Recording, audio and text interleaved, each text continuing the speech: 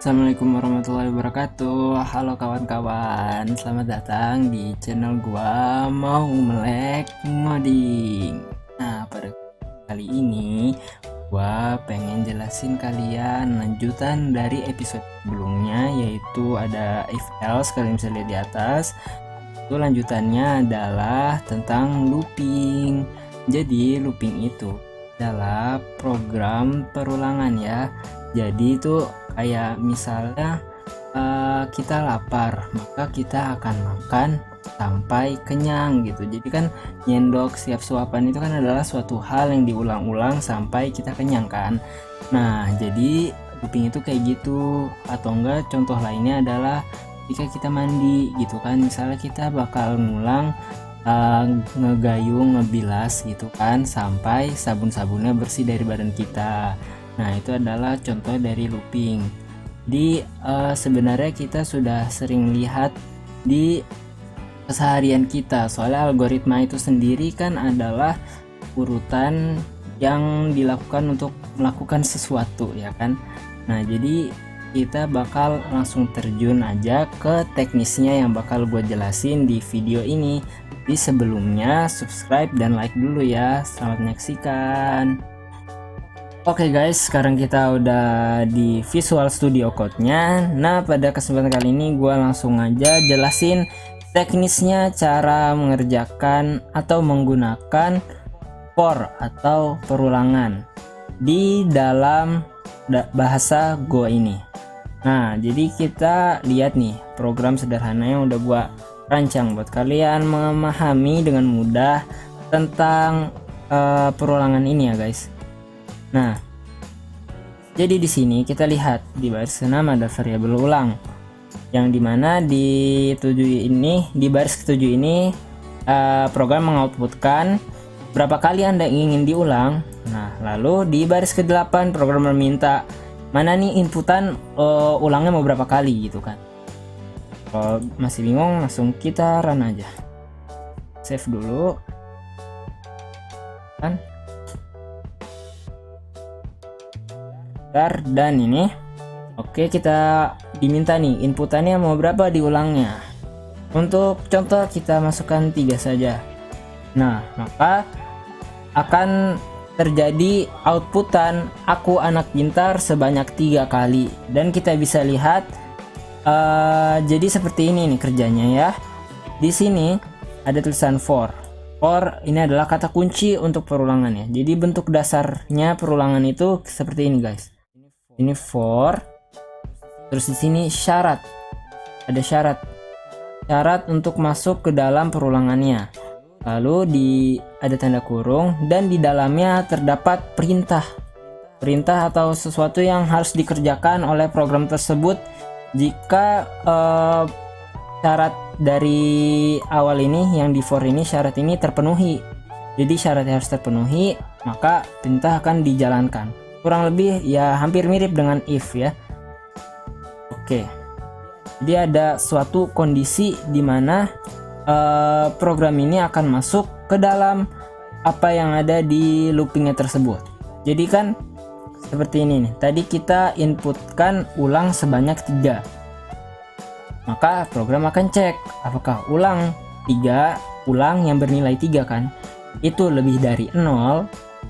Iya kan, ulangnya kan tadi diisi dengan nilai 3. Oke, karena benar, maka dia masuk ke baris 12. Di sini program mengoutputkan aku anak pintar. Nah, lalu di sini nilai ulang diupdate. Nilai ulang yang nilainya 3 di-assign, yaitu dengan tanda sama dengan. Tanda sama dengan ini gunanya untuk assign, untuk mengupdate, merubah nilai dari suatu variabel ya. Diupdate gitu nilainya, kita update jadi nilai ulang yang sudah di -1 yaitu 2, maka nilai ulangnya akan berubah menjadi 2. Lalu sampailah di kurung kurawal terakhir atau kurung kurawal penutup, maka persyaratan ini akan dicek lagi apakah nilai ulang masih lebih dari 0 atau tidak. Karena nilai ulang masih lebih dari 0, maka masuk lagi ke programnya, masuk lagi output aku anak pintar, lalu ulangnya diupdate lagi, yang tadi nilai ulangnya 2 di-assign, kita rubah dengan tanda sama dengan ini, di-assign menjadi ulang minus 1, yaitu nilainya menjadi 1. Masuk ke bawah lagi, dicek apakah nilai ulangnya lebih dari 0 atau tidak. Karena masih lebih dari 0, maka masuk lagi dan terjadi langkah yang sama, dan dicek lagi nilai ulang sudah berubah menjadi 0, yang dimana 0 lebih dari 0 itu kan adalah kondisi yang salah ya. Kondisi yang salah, maka perulangan berakhir dan di baris ke-15 ini di-outputkan nilai ulang, yaitu adalah 0. Nah, di sini kalian juga perlu belajar tentang tanda-tandanya ya. Kalau ini adalah tanda sama dengan, kalau yang ini adalah assign untuk merubah nilai atau mengupdate nilai. Jadi tanda sama dengan ini kerjanya seperti ini guys. Nah, misalnya nih ya, ini gua rubah sama dengan 0, dan ini kita hapus, kita save dulu. Nah, ini akan mengalami error, yaitu forever looping ya, perulangan yang bakal berulang-ulang terus tanpa henti-henti. Ini kita run dulu, udah di save, kita run. Nah, kalau kita inputin angka 0, kan di sini syaratnya jika ulang nilainya sama dengan 0. Kita enter nih, enter, maka dia akan looping terus-terusan karena nilai ulangnya ini tidak berubah, yaitu nilai ulangnya bakal 0 terus kan. Lihat nih, looping terus, jangan panik, kita tinggal Ctrl C, maka berhenti ulangannya.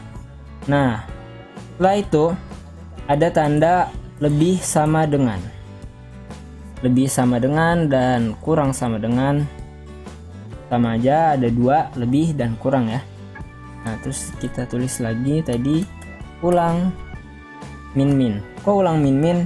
Ini sama aja dengan ulang di-assign ulang minus 1. Ini adalah penulisan singkatnya ya.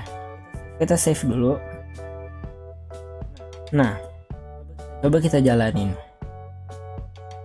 Kita input 3. Nah, kita lihat nih, kok nilai ulangnya min 1 ya.